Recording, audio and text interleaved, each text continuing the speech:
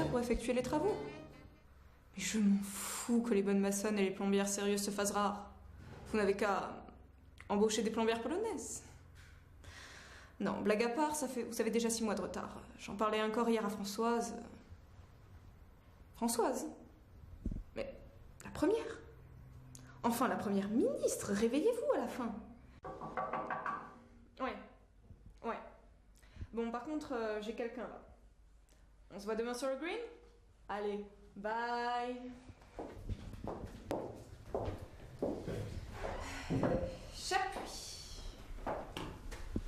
Qu'est-ce qui vous amène? Eh bien voilà, c'est très simple. Tant mieux, j'aime les choses simples et qui vont droit au but. Oui. Donc voilà, cela fait un moment que je travaille dans cette entreprise. 7 ans, je crois. 7 ans, 6 mois et 8 jours exactement. Et oui, ça vous la coupe, hein, Chapuis. Je connais le dossier de tous mes employés. CV, RTT, date d'arrivée, mais surtout date de départ. Puisque c'est moi qui la fixe. Effectivement, madame la directrice des services, je reste pantois devant votre extraordinaire mémoire et je n'ai jamais douté de l'intérêt. J'appuie au fait, je n'ai pas toute la matinée devant moi, j'ai les Chinois qui arrivent à 11h. Oui, bien sûr. Donc voilà, cela fait 7 ans que je travaille ici. 7 ans, 6 mois et 8 jours, déjà dit Chapuis, déjà dit. Vous commencez à m'ennuyer là, sérieusement. Au fait, nom d'un chien. Eh bien, je discutais avec ma femme ce matin. La charmante madame Chapuis. Comment va-t-elle? Toujours dans sa période masculiniste? Je ne vois pas madame la directrice des services. Mais si, voyons Chapuis. Elle ne travaille pas, n'est-ce pas? Non, nous... Elle a choisi de rester à la maison avec les enfants. Oui, nous... C'est vous qui faites vivre le ménage. Oui, mais je ne vois pas en quoi c'est masculiniste. Dites donc, mon petit bonhomme, une femme qui choisit de rester à la maison avec les enfants alors qu'elle pourrait gagner 20% de plus que son mari, si c'est pas du masculinisme ça alors? Mais bon, continuez. Eh bien, puisque vous mentionnez mon salaire indirectement, madame la directrice des services, il m'est parvenu aux oreilles que mademoiselle Dupuis... Mad? Quoi, Mad? Dites Mad Dupuis. Enfin, Chapuis, vous savez bien qu'on n'utilise plus madame ou mademoiselle pour les jeunes femmes. Moi, évidemment, j'ai passé l'âge. Mais elle, est-ce que j'appelle mon secrétaire damoiseau? Non. Alors, continuez.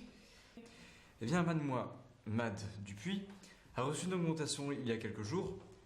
Or, nous avons le même niveau de qualification et elle n'est dans la maison que depuis 1 an. 1 an, 6 mois et 8 jours, oui, je sais. Et alors? Et alors, comme vous l'avez si bien dit, c'est moi seul qui pourvoit aux besoins de la famille. Et? Accoucher, mon vieux? Eh bien, avec ma femme, nous... Cela paraîtrait juste si... Ne me dites pas que vous êtes en train de demander une augmentation. Si. Vous ne manquez pas de culot pour un homme. Vous vous imaginez qu'en cette période de crise, je vais vous augmenter comme ça? Eh ben non. Faut pas rêver, mon petit bonhomme. Vous faites référence à Mad Dupuis, mais vos situations n'ont rien de comparable, voyons.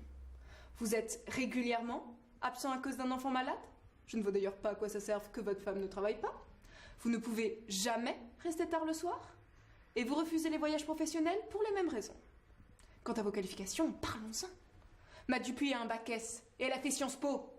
Vous n'avez pas fait Sciences Po que je sache, si. Pas Sciences Po, mais Cani, Hippocane tout de même.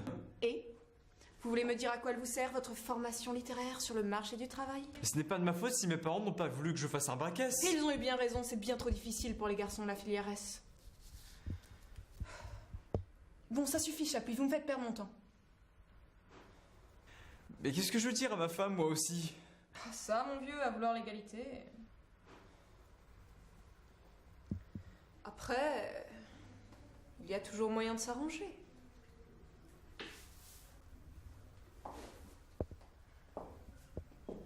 Mais alors, il va falloir être très